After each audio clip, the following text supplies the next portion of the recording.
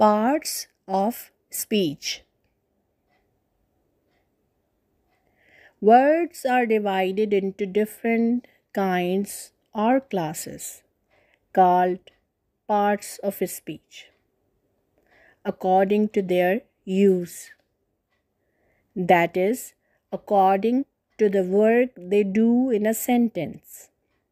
The parts of speech are 8 in number: noun, adjective, pronoun, verb, adverb, preposition, conjunction, interjection.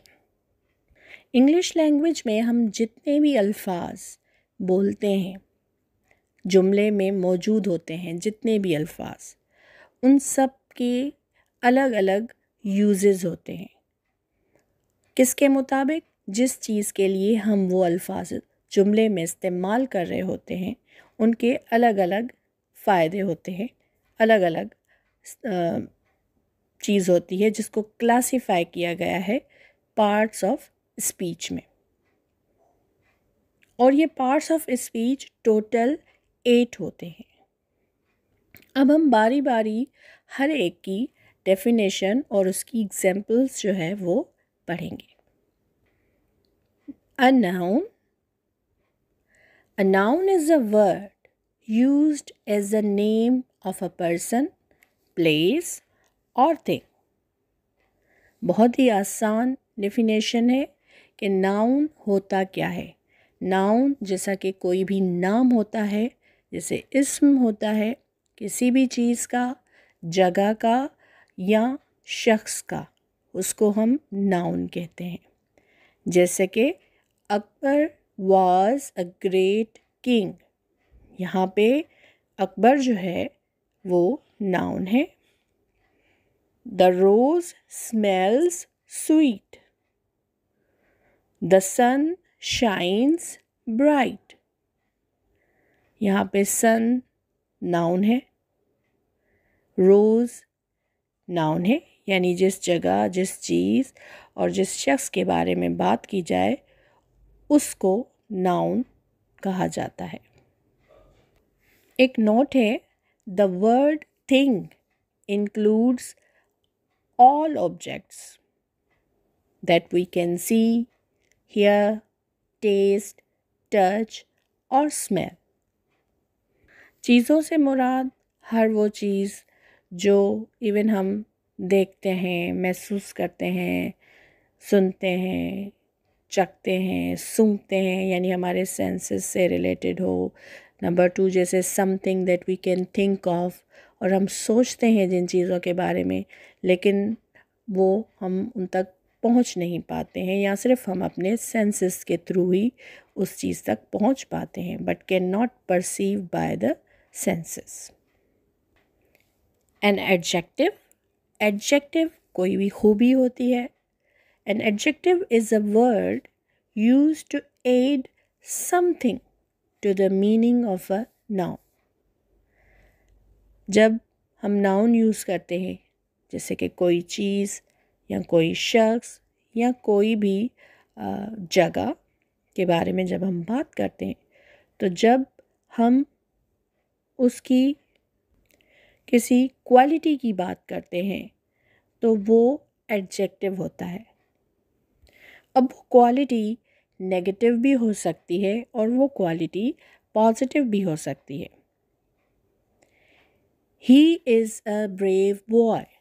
अब boy, ही, ये सारे जो है वो नाउन है, बट जो ब्रेव है वो क्वालिटी है जिसको कि एडजेक्टिव है कहते हैं, या वो एडजेक्टिव यूज़ हुआ है जुमले में। There are 20 boys in this class. 20 यानी तादाद बताई गई है, क्वालिटी बताई गई है या क्वांटिटी बताई गई है कि ये क्वालिटी या क्वांटिटी दोनों एडजेक्टिव के तौर पे यूज़ होते हैं। A pronoun is a word used instead of a noun. Pronoun, pronoun जब हम नाउन की जगह कोई वर्ड यूज़ करते हैं तो वो प्रोनाउन होता है। जैसे हम बार बार किसी का नाम नहीं ले सकते कि जॉन ये कर रहा है, फिर मैं कहूँ दूसरे जुमले में कि जॉन जो है वो उसको ये था मसला, अब फिर मैं तीसरे जुमले में भी कहूँ कि जॉन के साथ ऐसा था।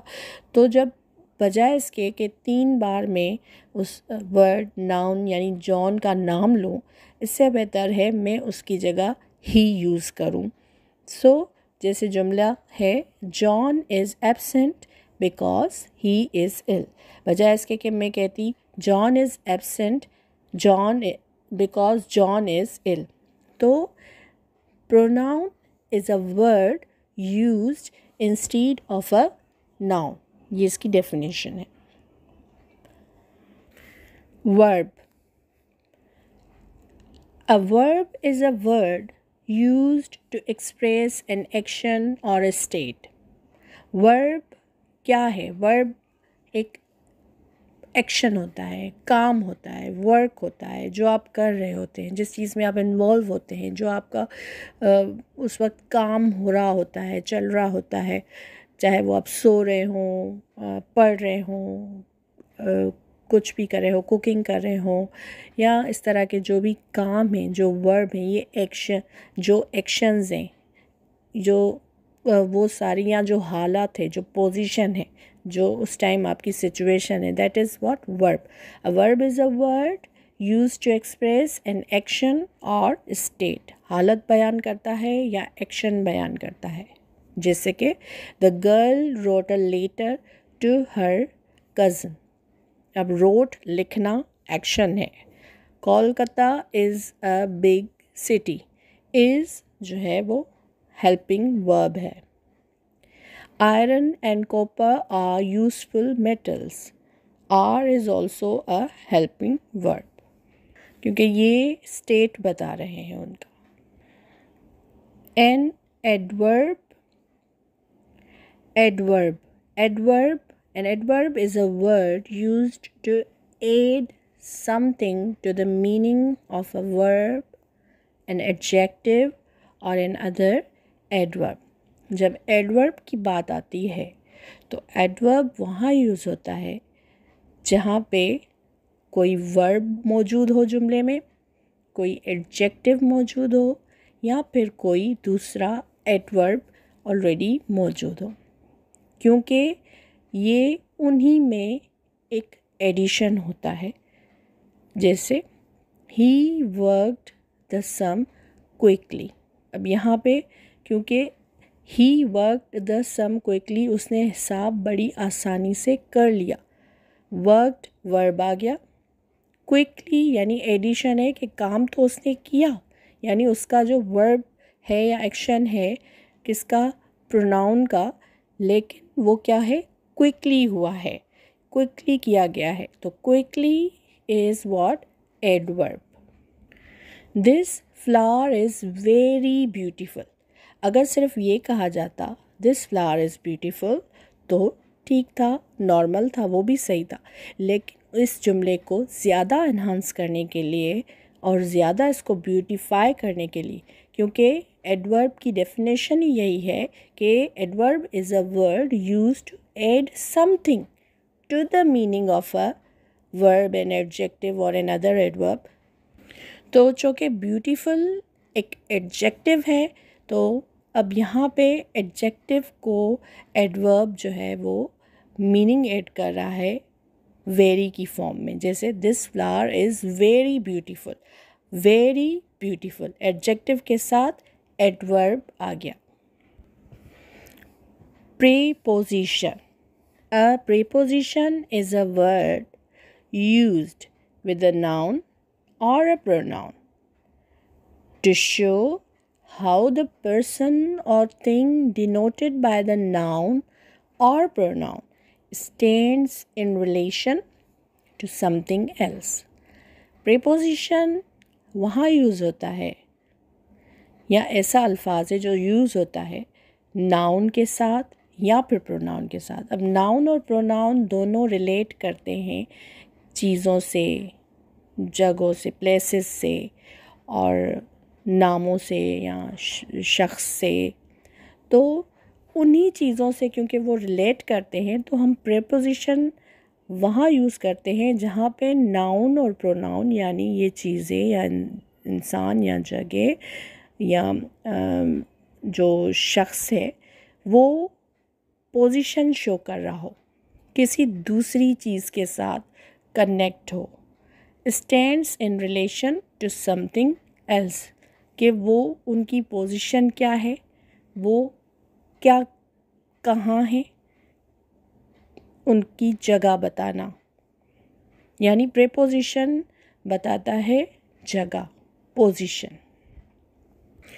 फर्दर इसको समझने के लिए जैसे जुमला देखें, देयर इज़ अ काउ, अब काउ इज़ अ थिंग, ठीक है।